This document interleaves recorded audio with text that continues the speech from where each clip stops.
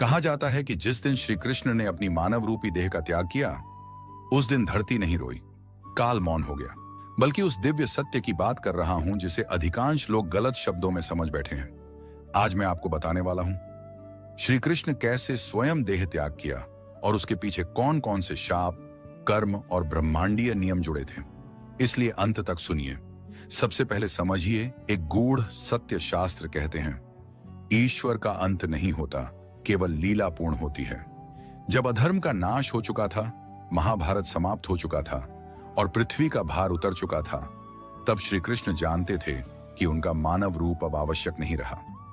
गांधारी का शाप, जिसे श्री कृष्ण ने रोका नहीं, कुरुक्षेत्र के बाद गांधारी ने अपने 100 पुत्रों के निर्जीव शरीर देखे। वेदना में उन्होंने श्री कृष्ण से कहा, जिस प्रकार मेरा वंश नष्ट हुआ, उसी प्रकार आपका यादव वंश भी नष्ट होगा। श्री कृष्ण चाहें तो उस शाप को रोक सकते थे, लेकिन उन्होंने नहीं रोका, क्योंकि वह शाप नहीं था, काल की घोषणा थी। श्री कृष्ण के पुत्र साम ने आर्षियों का उपहास किया। आर्षियों ने श्राप दिया, तेरे गर्भ से यादव वंश का विनाश होगा।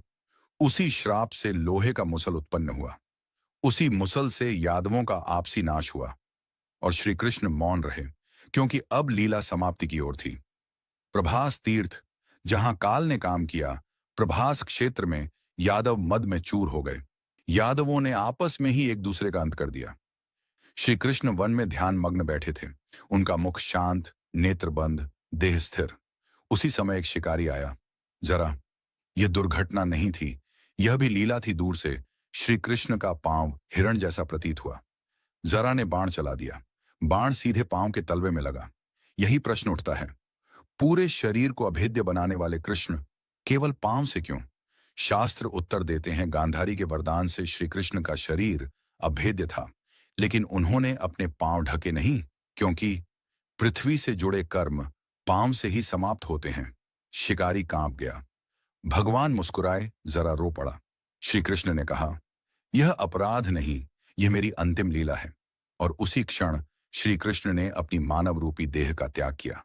तो क्या यही मृत्यु थी? नहीं। श्रीमद् भागवत स्पष्ट कहता है, श्री कृष्ण अपने निज धाम को पधारे। आत्मा नहीं गई, ईश्वर नहीं मरे, केवल देह लीला पूर्ण हुई। इसी को स्वर्गारोहण कहा जाता है। अंतिम सत्य जो श्री कृष्ण को मृत समझता है, वह गीता नहीं समझ सकता, क्योंकि श्री कृष्ण आज भी कर्म में हैं, धर्म में हैं और आपके निर्णयों में जीवित हैं। अगर यह सत्य आपके भीतर गूंज गया, वीडियो को लाइक करें, चैनल को सब्सक्राइब करें और कमेंट में लिखिए, जय श्री कृष्ण।